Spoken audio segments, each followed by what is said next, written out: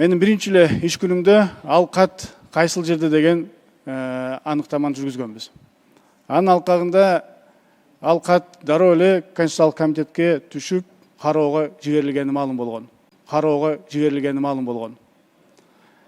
Биз бир топ убакыттан кийин бир белгисиз себептер менен жагдайларды түшүнбөй эмне болуп атканын биз ал жерде комиссия түзүү чечимин кабыл алып, мен өзүмдүн тескеме менен ички комиссия түзүлүп, толук түрдө кагаз кантип бул жака келгенин жана кантип Конституциялык комитетке түшүп кеткенине чейин бардыгын аныктап чыккан.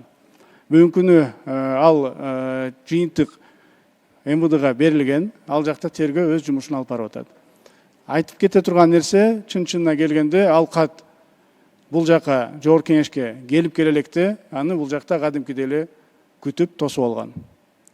Алып келген адам бул жерден алып келгенден кийин андан соң билесиздер, процедура боюнча кат өз жолу менен тийиштүү мындай депутатка болсо депутатка, төрага болсо төрага, айтор өз жолу менен кетет. Бирок эмнегедир ал катты нарушно деп коет, колу менен алып барып, колу менен мурдагы төрагага чейин жакынкы өзүнүн помощниктери, советниктери алып келет. Андан соң тийиштүү тапшырмалар берилип, ошол айтылган комитеттин кароосуна чейин бул нерсе түшөт. Комиссия түзгөн бирден бир себеби, билесиздер, өзүңүздөр урматтуу депутаттар, бизге көп кайрылуулар келет, жалпы келет, өзүңүздөргө келет.